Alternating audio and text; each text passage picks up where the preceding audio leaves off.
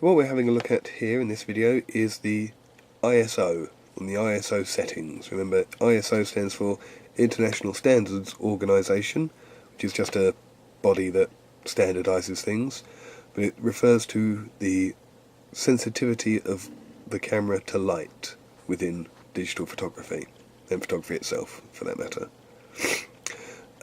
This means that if you have a very dark situation, you could increase the ISO, making the camera more sensitive to light, and that way you'd need less light to capture the same image and allow you to hold the camera nice and steady. Again, with most cameras this is going to be a menu option. You see down here I've got ISO sensitivity. I press OK. I've only got 4 options here. I've got auto, 64, 100 and 200. So it is quite limited on this camera. With the Samsung there are slightly more, and again it's a function. If I go to ISO, I've got auto, 80, 100, 200, 400, 800, 1600 and 3200. Do note that as soon as I switch from 4 to 800, the camera tells me itself that noise may increase, and this is a problem with increasing the ISO, especially on earlier cameras.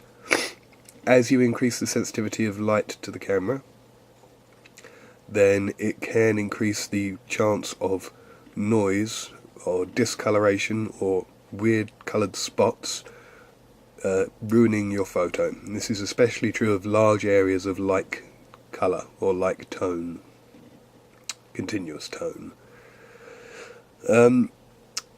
As I say, the increase in ISO should make it a quicker shutter speed, and a decrease in ISO, so if we went with 80, you're making the camera less sensitive to light, so it's going to increase the amount of time it takes to take a photo, but you should be increasing the